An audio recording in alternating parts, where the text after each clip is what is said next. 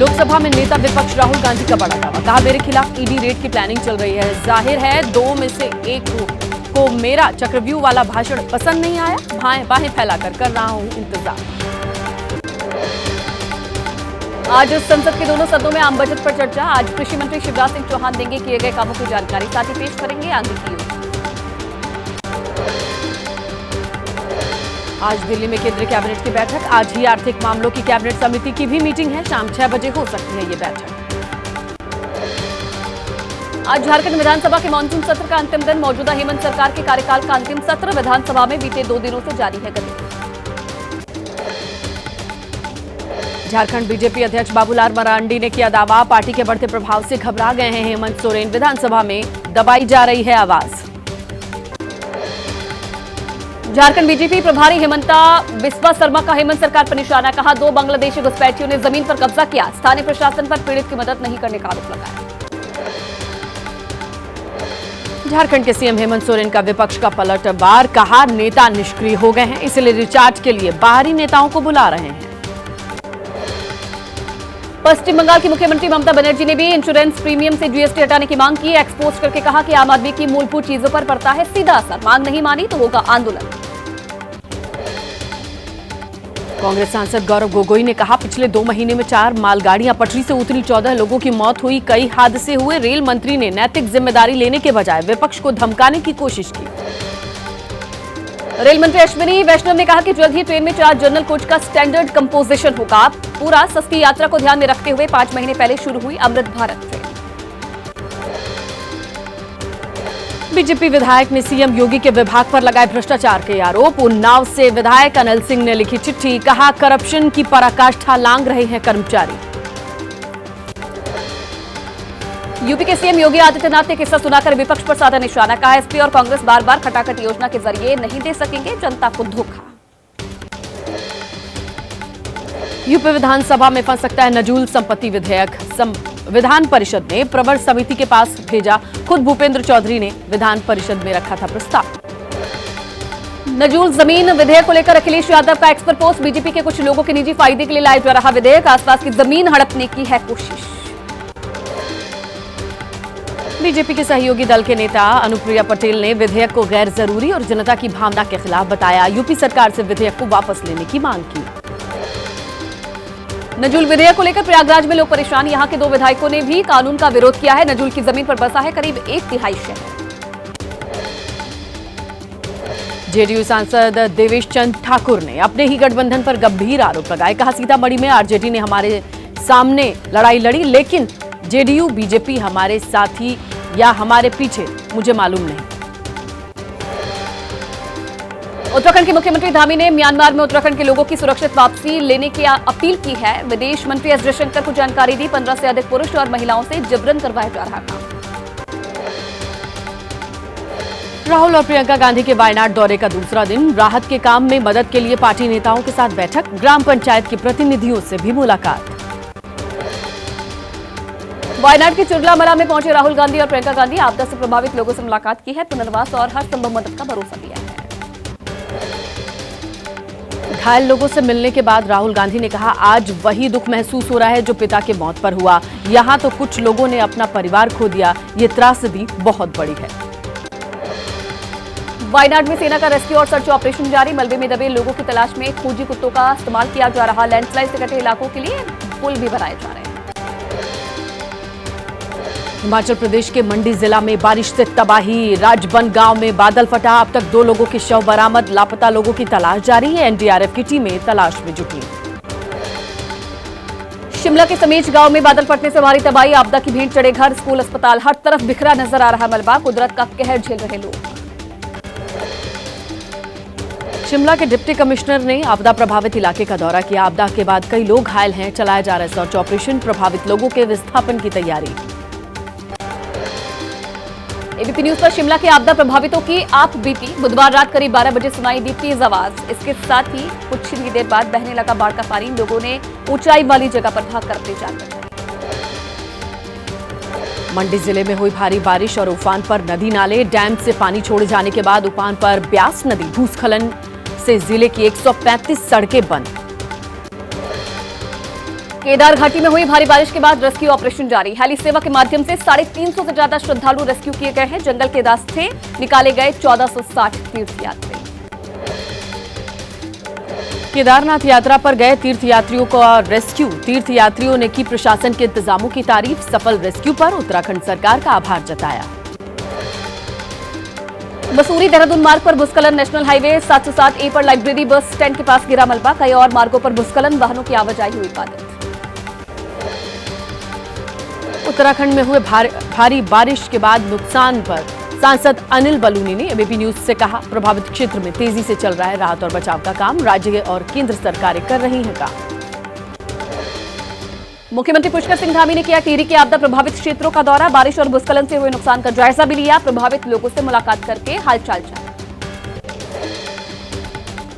उत्तराखंड के हालात पर पीएम मोदी की नजर। पीएमओ लगातार आपदा प्रभावित इलाकों की अपडेट ले रहा है। रेस्क्यू के लिए एयरफोर्स का चिनूक MI-17 लगाया गया।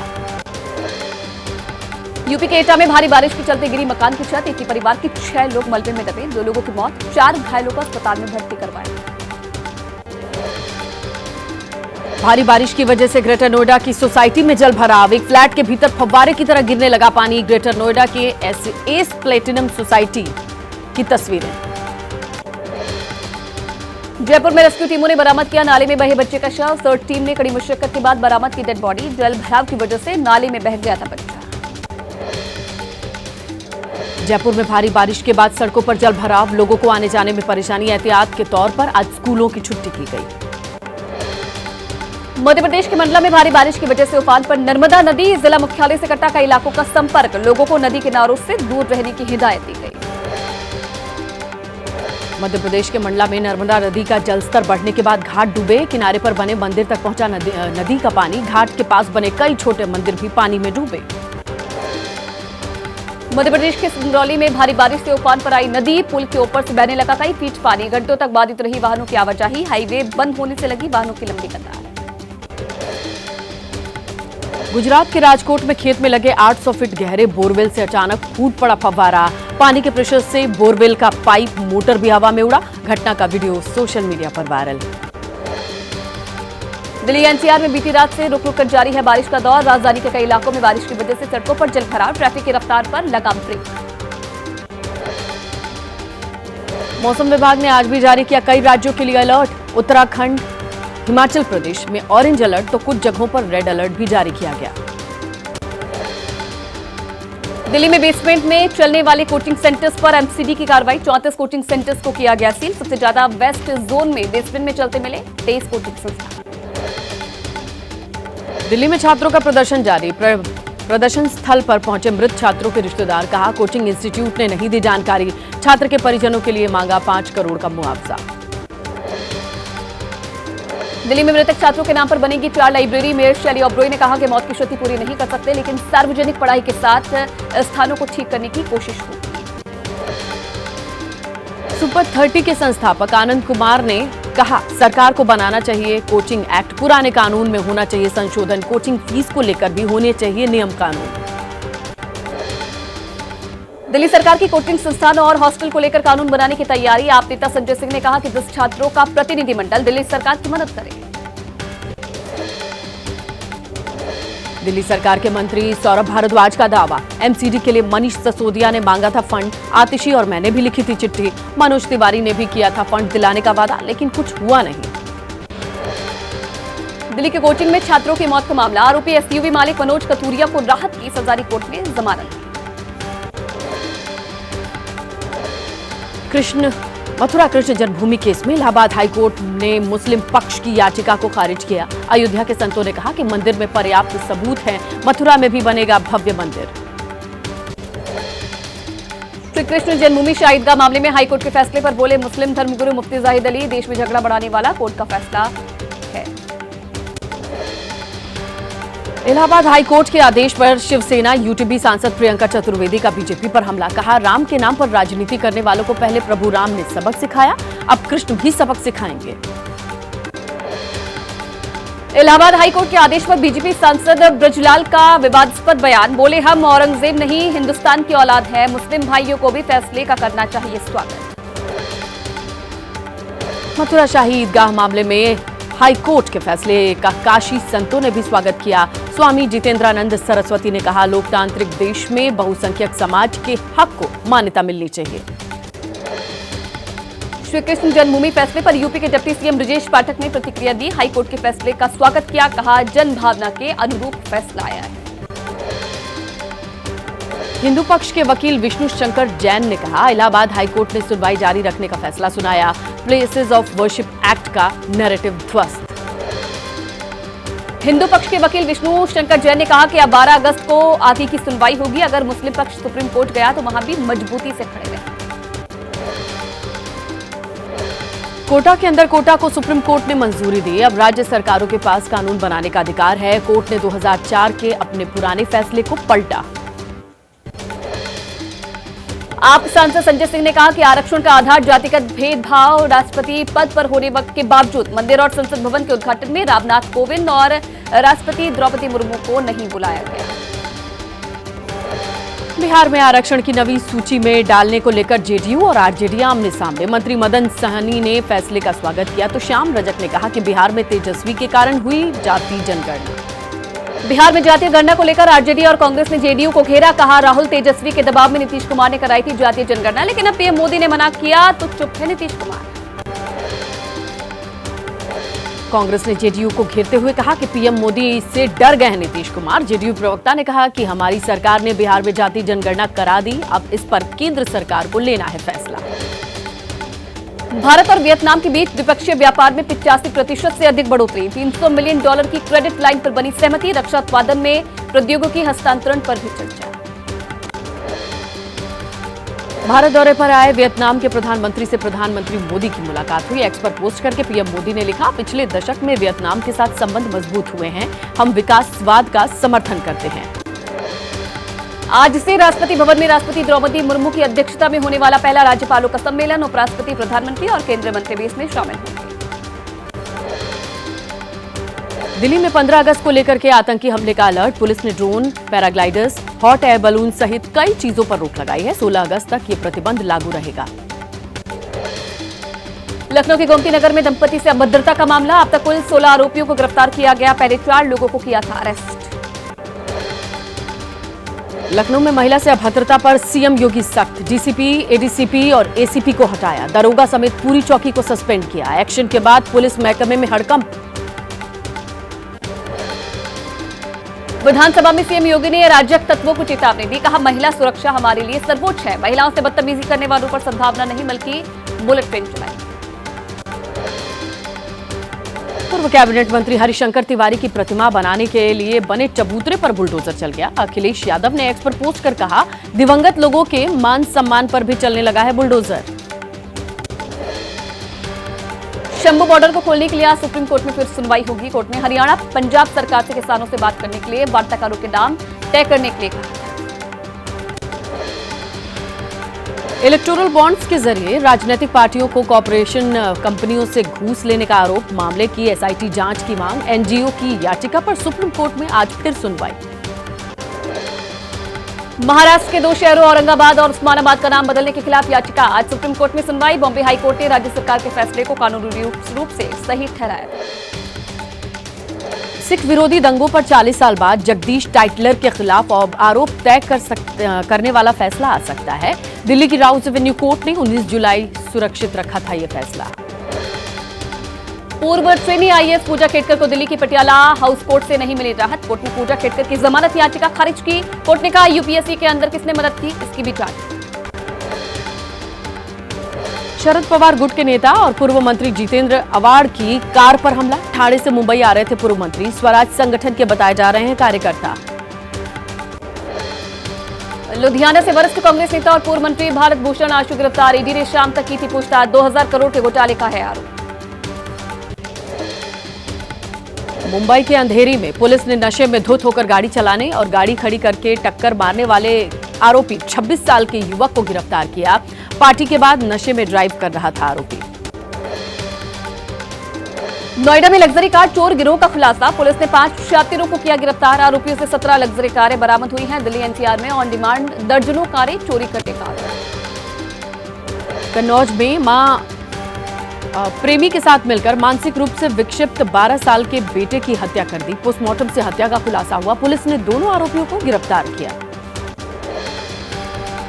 अतीक अशरफ हत्याकांड की न्यायिक रिपोर्ट विधानसभा में पेश। स्वास्थ्य राज्य मंत्री मयंकेश्वर शरण सिंह ने सदन में पेश की रिपोर्ट। यूपी पुलिस को दी गई है 3।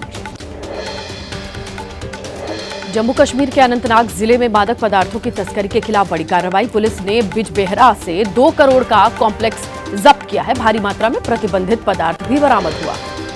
अहमदाबाद में नगर निगम के असिस्टेंट टाउन प्लानिंग ऑफिसर और उनके सहायक पर एसीबी का शिकंजा। 20 लाख की रिश्वत लेते रंगे हाथों गिरफ्तार। 50 लाख की मांगी थी रिश्वत, 20 लाख में तय हुआ सौदा। बिहार के हाजीपुर में सरकारी स्कूल में इश्क फरमाते पकड़े गए हैं शिक्षक। स्कूल पहुंची पत्नी ने क्लासरूम में सरजी को प्रेमिका के साथ रंगे हाथों पकड़ा, जमकर पिटाई की, फिर बवाल हुआ।